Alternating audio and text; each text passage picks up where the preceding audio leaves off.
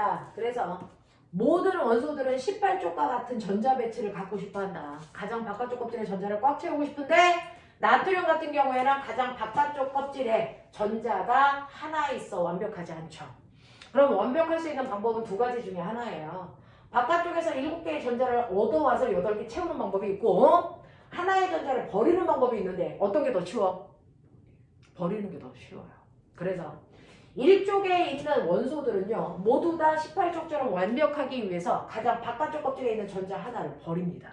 그러면 예를 들면 나트륨 같은 경우에는 원자 번호가 11번이라서 양성자가 11개 있고 전자도 11개 있어서 플러스도 마이너스도 아닌 중성 상태이죠. 됐어. 근데 완벽하기 위해서 가장 바깥쪽 껍질에 있는 전자 하나를 버리면 전자 수는 10개로 줄어요. 그렇다고 해서 양성자의 수가 줄진 않습니다. 그대로입니다. 이렇게 되면 됐어. 얘는 중성이 깨졌어요. 중성일 때만을 우리가 원자라고 부르는데 중성이 깨지면 원자라고 부를 수 있다 없다? 없다. 그럼 뭐라고 불러야 된다? 중성이 깨지면 그렇죠. 이걸 이온이라고 부릅니다.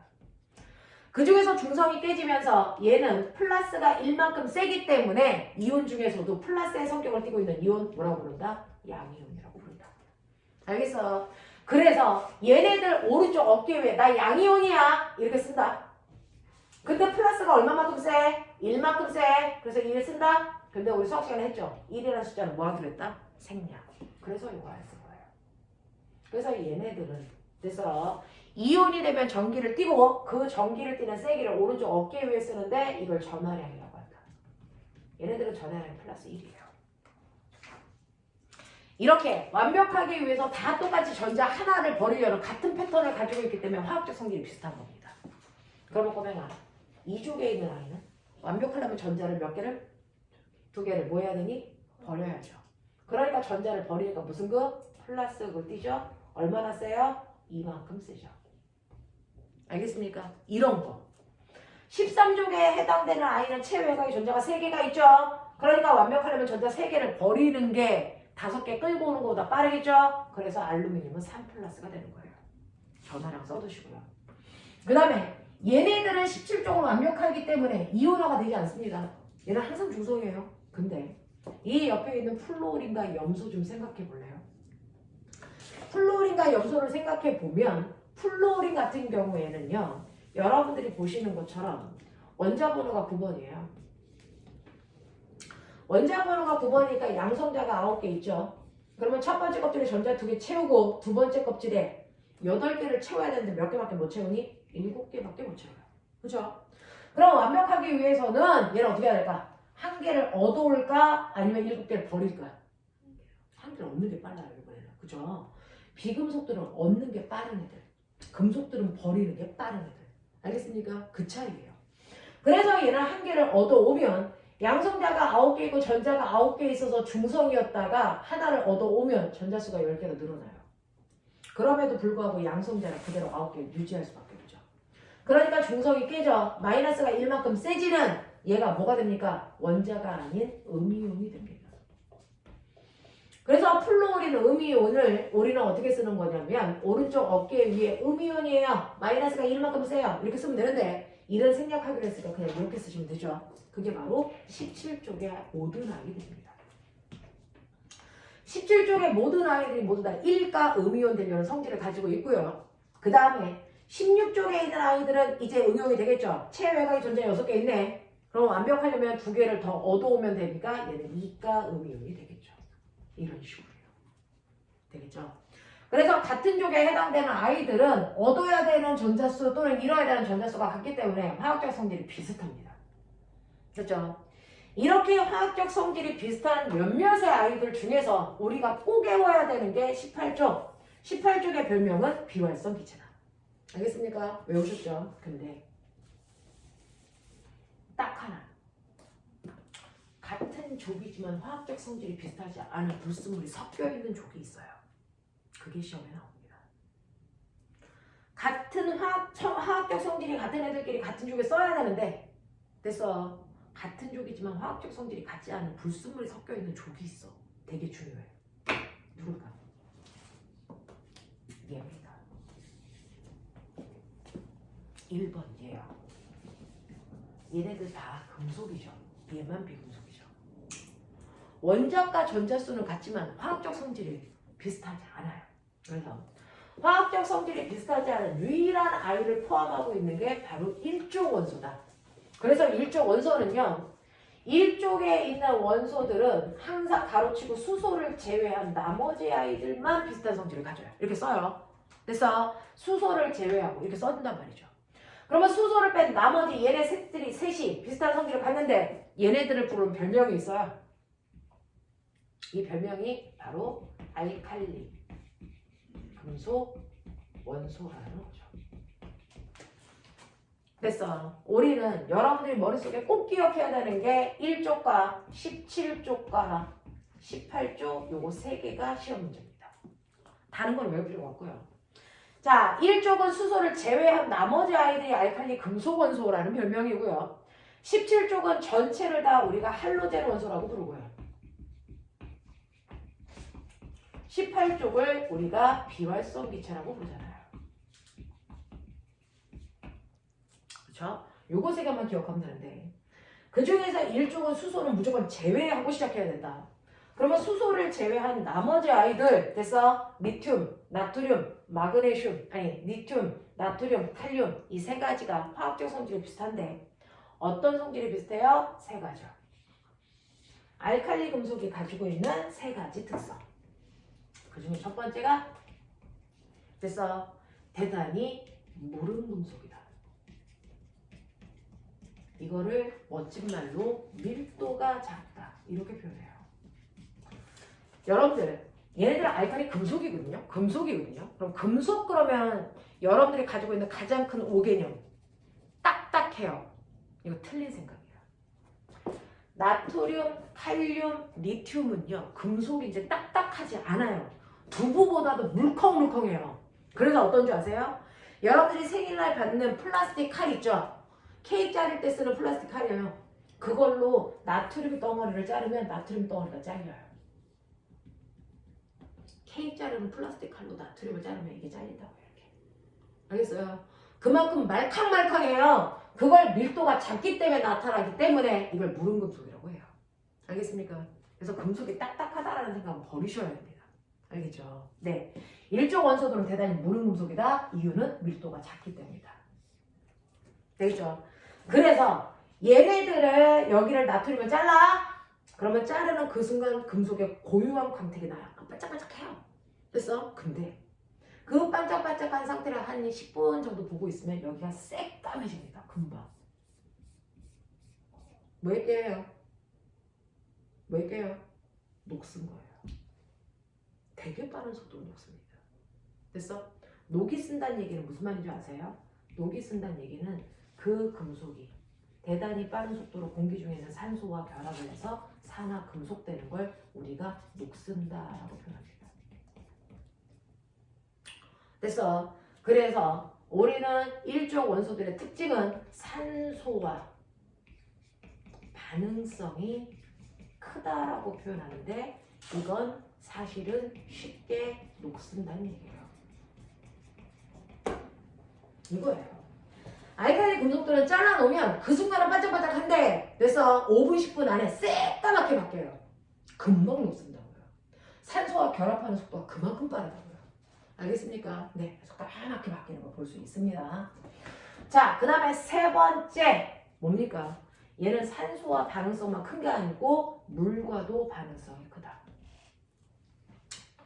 산소와 반응성이 크다는 얘기는 쉽게 녹슨다는 얘기인데요. 물과 반응성이 크다는 얘기는 뭐냐면 물이 들어있는 통에다가 알칼리 금속 중에 하나, 나트륨 같은 덩어리를 이렇게 넣잖아요. 그러면 넣자마자 여러분들 한참 그 유행했던 게 발포 비타민인데 물에다 넣으면 막 녹으면서 기포 생겼던 거. 그거보다 더 빨리 녹아요. 신기하죠? 되게 신기하죠? 이 알칼리 금속은요. 물에 넣는 순간 발포 비타민보다도 더 빨리 녹습니다. 그걸 물과 반응성이 크다라고 표현합니다. 그래서 네, 엄청나게 빠르게 물에 녹는다는 얘기예요. 근데 문제는 나트륨이라는 금속이 어떻게 물에 녹아요? 나트륨 금속이 아닌 걸로 바뀌어요. 뭘로 바뀌어요? 나트륨 양이온으로 바뀌어요. 그래야 물속에 녹아들어요. 그러니까 우리가 물에 녹는다는 건 그 금속이 금속 양이온으로 바뀌었다는 거예요. 그래서 양이온으로 바뀌면서 점점 물에 됐어 퍼져 들어가니까 금속 덩어리가 점점 작아지는 거죠. 그걸 사람들이 물에 녹았어요 이렇게 표현하는 거예요. 알겠어? 양이온이 바뀌어서 들어간다고요. 근데 문제는 양이온이 되기 위해선 전자를 얻어야 되니 잃어야 되니? 나트륨이 양이온 됐어요? 전자 하나를 뭐 했어요? 잃었어요. 됐죠? 그러면 얘가 물에 녹으면서 전자를 뽀글뽀글 뱉어내죠? 근데 원자들은요 누군가가 전자를 받아준다고 해야만 버릴 수 있어요. 그냥 아무데나 못 버려요. 그러면 이 전자 누가 받아준 거네요? 네. 얘가 버린 이 전자 하나를 우리가 전자를 마이너스 동그라미 이렇게 하면 전자라고 표현해요. 그래서 이 전자를 누가 받아준 거다? 누가 받아줄게? 나트륨이 녹으면서 물이라고 하는 산소에 수소가 이렇게 붙어 있는데요. 그래서 이게 물방울이에요. 자기가 녹이면서 수소를 막 뜯어버려요. 뜯는데 잘못 뜯어서 어떻게 되는지 아세요? 수소 양이온하고 수산화 이온으로 찢어져 버려요. 실제로 산소하고 수소하고 서로 전자를 하나씩 공유하면서 이렇게 결합을 하고 있으면서 손을 잡은 거거든요. 근데 딱 하고 뜯는 순간 수소의 원래 전자를 산소한테 줘버리고 이렇게 뜯어버려요. 그래서 얘가 가지고 있는 원래 전자를 잃어버린 상태 수소 양이온으로 뜯어버린다고요. 그리고 나면 수소와 산소는 이쪽은 전자 하나가 더 생긴 거잖아요. 수산화 이온이 된 거라고요. 이렇게 물 한 방울이 알칼리 금속이 녹으면서요. 물 한 방울이 수소 양이온하고 수산화 이온으로 뜯기면서 됐어. 자기가 녹을 때 나온 전자를 얘한테 줘버려. 너 이거나 먹고 떨어져. 됐어요? 그래서 수소 양이온이 나트륨이 녹을 때 버린 전자를 먹어서 얘가 수소 원자가 되는데 수소 원자는 18쪽이 아니니까 완벽하지 않잖아요. 혼자 못 있어요. 혼자 못 있어서 옆에 누군가가 결합하려고 합니다. 그 옆에 누군가가 또 다른 전자 먹은 또 다른 수소 원자예요. 그래서 이 두 개가 결합해서 뭐가 됩니까? 수소 기체가 돼서 뽀글뽀글 나와요. 그래서 이걸 한꺼번에 식을 쓰면 이렇게 됩니다. 나트륨이 하나가 아니고 두 개가 동시에 녹으면 나트륨이 양이온이 두 개가 생기면서 버린 전자 두 개를 그래서 두 개의 수소 양이온이 먹어서 수소 기체로 발생합니다. 이렇게 돼요. 이게 나트륨이 물에 녹을 때 일어나는 현상이에요. 알칼리 금속을 물에 녹이면 그게 나트륨이든 칼륨이든 리튬이든 똑같아요. 이런 일이 발생합니다. 그래서 알칼리 금속을 물에 녹이면 엄청나게 물에 잘 녹으면서 자기는 이온이 돼서 녹아 들어가고 이때 수소기체가 뽀글뽀글 발생하는데 수소기체가 발생하는 거 눈으로 보인다 안 보인다? 절대 안 보여요. 왜? 수소는 색깔도 없고 냄새도 없어요. 그래서 이렇게 쳐다보고 있으면 거기서 막 기체가 나오니까 그래서 머리카락 막 되게 날려요. 근데 이게 무슨 기체인지 느낄 수가 없죠. 확인할 수가 없어요. 확인할 수 있는 방법 여기다 불꽃 갖다 대요. 불꽃을 이렇게 갖다 대면 이게 폭탄이잖아요. 탕 하고 터져요. 알겠습니까? 네.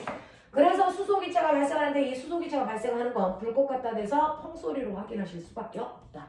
알겠죠? 네. 그러면 이렇게 해서 물이라는 아이가요. 수소라는 이온하고 수산화 이온으로 바뀌는데 이때 수소라는 이온은 수소기체로 빠져나가요. 빠져나가고 얘는 없어지고 물속에 얘만 남네요. 그렇죠? 네.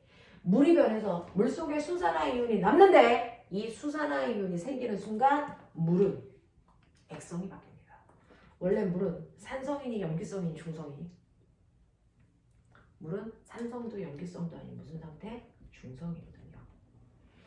근데 물에서 수소가 빠져나가고 수산화 이온만 남는 순간 이 수산화 이온이 생기면 물의 액성은 염기성으로 바뀌어요. 그래서 이 물이 염기성이 바뀌어요. 그래서 뭔지 아세요? 알칼리가 무슨 말인지 아세요? 우리나라 옛날에 염기성을 불렀던 이름이 알칼리성이에요. 알칼리 이온 음료. 그게 염기성 이온 음료라는 뜻이에요. 알겠어요? 그래서 일조 원소를 물에 녹이면 물을 알칼리성인 염기성으로 만드는 금속이다. 이 뜻이거든요. 염기성이란 뜻이에요. 됐어? 네. 그래서 일조 원소를 물에 녹이는 순간 물을 염기성으로 만든다. 물을 염기성으로 만든다. 이 뜻이에요. 왜요? 수산화 이온이 생깁니다. 아시겠어? 그러면 물이 중성이 아니고 염기성이라는 거 어떻게 알아요? 우리 초등학교 때 배웠죠? 양배추 지시약 뭐 이런 거 기억나? 그 중에 고등학교 때 양배추 지시약 쓰는 건 조금 그래요. 그죠? 고등학교 때 뭐 씁니까? 페놀프탈레인. 지시약은요, BTB 용액도 있고, 리트머스도 있고, 메틸 오렌지도 있고, 페놀프탈레인도 있는데, 우리는 주로 고등학교 때는 페놀프탈레인 써요. 페놀프탈레인은요, 산성일 때도 색깔 변화 없이 무색, 그냥 투명한 물 색깔. 중성일 때도 무색. 단지 염기성일 때는 갑자기 색깔이 시뻘겋게 붉은색으로 바뀌어요. 그래서 알칼리 금속을 물에 녹이기 전에 여기다 페놀프탈레인 몇 방울 떨어뜨려요. 그래도 무색이거든요. 그랬다가 알칼리 금속을 집어넣고 막 녹이는 순간 수소기체가 발생하면서 물이 새빨개지는 거예요. 됐죠? 왜? 물이 염기성으로 바뀌니까. 알겠죠? 이런 얘기. 이게 고등학교 버전이야. 그래서 일조 원소가 가지고 있는 세 가지 공통점. 대단히 무른 금속이라서 쉽게 잘 잘린다. 알겠죠? 근데 자르고 나면 금방 녹슨다. 이유가 산소와 반응성이 크기 때문이다. 물속에 넣어도 대단히 빠른 속도로 녹는다. 물과 반응성이 크다는 얘기다. 근데 물과 반응하는 순간 녹는다는 건 자기는 이온이 되는 거고, 그 이온이 되면서 버린 전자를 수소가 먹어서 수소기체는 발생하고, 물은 뭐가 된다? 염기성이 된다. 알겠죠? 내용이 좀 많습니다. 그죠? 이런 것들. 이게 바로 1조 알칼리 금속이 가지고 있는 특징인데, 이 특징을 수소는 가지고 있니? 안 가지고 있죠. 그래서 수소를 제가 나머지 알게 특징이고요. 이 알칼리 금속도요, 리튬 있고 나트륨 있고 칼륨 있는데 밑으로 갈수록 그 성질이 강하게 나타나요. 그러니까 물에 넣었을 때 가장 빨리 녹는 게 칼륨이라고요. 알겠습니까? 그런 얘기야. 아래로 갈수록 반응성이 크다. 납득하시길 바랍니다. 자, 18쪽은 아까 했기 때문에 안 하고요. 17쪽 요것만 보고 잠깐 문제 몇 개 풀고 끝내드릴게요. 할로젠 원소요. 17쪽들을 부르는 별명인데, 우리 17쪽은 플루오린 염소만 썼죠? 근데 그 밑에 쓰세요. 두 개 더 하셔야 돼요. 풀 먹는 염소를 이렇게 외우는 거야. 풀 먹는 염소를 부러워하는 아이. 알겠냐? 이렇게 외워. 플로린, 염소, 브로민, 아이오딘. 됐죠? 풀 먹는 염소를 부러워하는 아이. 전부를 위치하면 머릿속에서 잘 들어가요. 근데요, 금속은 아래로 갈수록 반응성이 크다겠죠? 17쪽은 비금속이거든요. 위로 갈수록 반응성이 커요. 거꾸로예요. 됐어요? 위로 갈수록 반응성이 큽니다. 17쪽은. 자, 이 17쪽은요, 아까 보셨어요. 얘네들은 완벽하기 위해서 무조건 전자를 하나를 얻으려는 성질을 가지고 있죠. 됐죠? 근데 17쪽의 특징, 얘네들은 일가 음이온 되려는 성질을 가지고 있다. 자, 일가 음이온 되려는 경향성을 가지고 있고요. 그 경향성은 위로 갈수록 더 크다고 그랬고요. 그러면 전자 하나를 얻으려면 누군가가 전자 하나 주려고 그래야죠. 누가요? 전자 하나 주려는 게 누굴까요? 1쪽이죠. 그래서 17쪽은 1쪽 원소와 반응하려는 경향성이 제일 커요. 그래서 자, 얘는 전자 하나를 얻어야 되기 때문에 전자 하나 잃으려는 1쪽 원소와 반응성이 크다는 거죠. 1쪽 원소와 반응성이 커요. 그거를 우리 책에서는 1쪽 원소를 찢어서 수소와 반응성이 크다. 알칼리 금속과 반응성이 크다.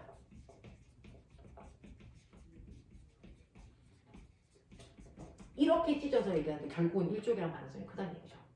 그래서 이 할로젠 원소는 수소랑 만나면 수소랑 막 결합을 해서 HF, HCl, HBr, HI 이런 식으로 되려고 한다고요. 됐죠? 네.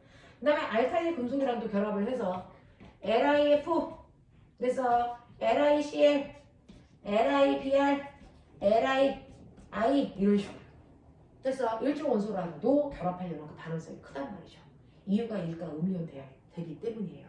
근데 수소도 없고 알칼리 금속도 없어요. 일종 원소가 없어요. 그럼 어떻게 합니까? 그러면 혼자는 존재할 수 없으니까 자기들끼리 결합해.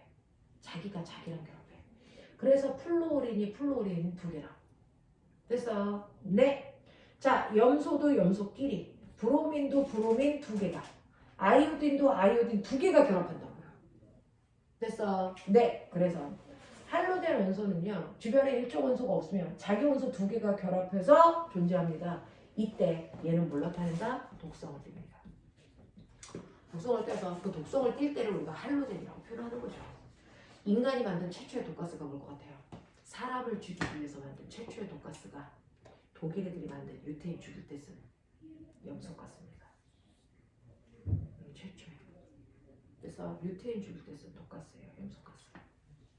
그리고 이거는 우리가 맨날 쓰죠. 불소, 치약 속에 들어있어요. 희석시켜서 입에 있는 세균 죽일 때 쓰는 거죠. 그래서 요즘 이것도 우리 씁니다. 희석시켜서. 그래서 여러분들 수영장에 또는 수돗물에 세균 죽이려고 쓰는 그래서 물 소독제예요. 그래서 가끔 가다가 물 딱 틀었을 때 물에서 약간 냄새 나는 것 같은 때가 있어요. 그때가 염소, 잔량이 남아서 냄새가 나는 거예요. 네. 자, 그 다음에 브로민, 아이오딘 뭐 얘네들은 독성을 우리가 잘 쓰진 않지만 이런 애들도 있는데 문제는 얘네들이요. 이렇게 원자 두 개가 붙어 있는 이 원자 분자 상태일 때에 독성을 가질 뿐만 아니라 자기만의 독특한 색깔을 가져요.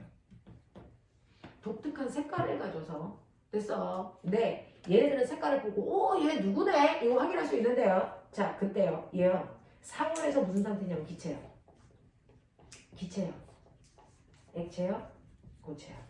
외우겠어요? 기기액고. 알겠어? 상온에서 기체로 존재합니다. 기체로 존재합니다. 얘는 액체입니다. 얘는 고체입니다. 알겠어? 네. 기기액고 순서대로. 알겠습니까? 이렇게 존재합니다. 그러면서 자기만의 독특한 색깔을 갖는데 그 색깔이 여기 어딘가에 있을 거예요. 자, 17쪽에 해당되는 아이의 색깔이 나와 있네요. 36페이지. 36페이지에 보시면 얘가 이온자 분자일 때 자기만의 독특한 색깔이 있어요. 거기 보이시죠? 그 독특한 색깔 중에서 여러분들이 보시면 아하 거기에 보시면 플루오린이 노란색이래요.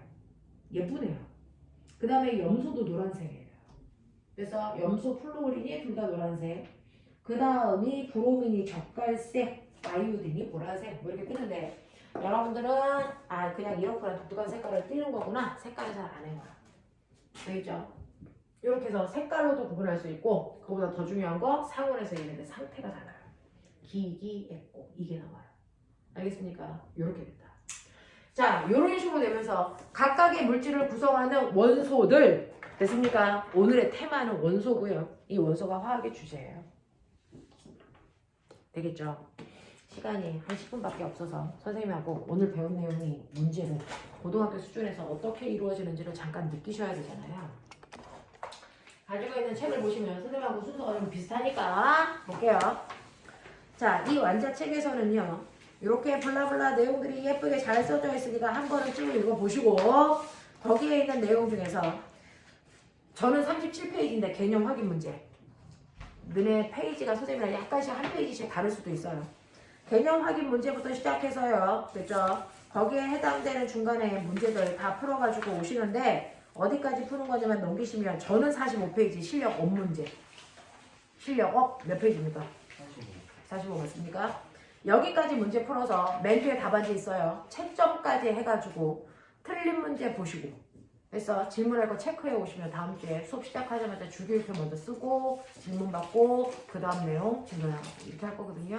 그래서 문제 풀어서 채점까지 해가지고 오시면 되고요. 저하고는 오늘 배운 내용들을 잠깐 정리해야 되잖아요.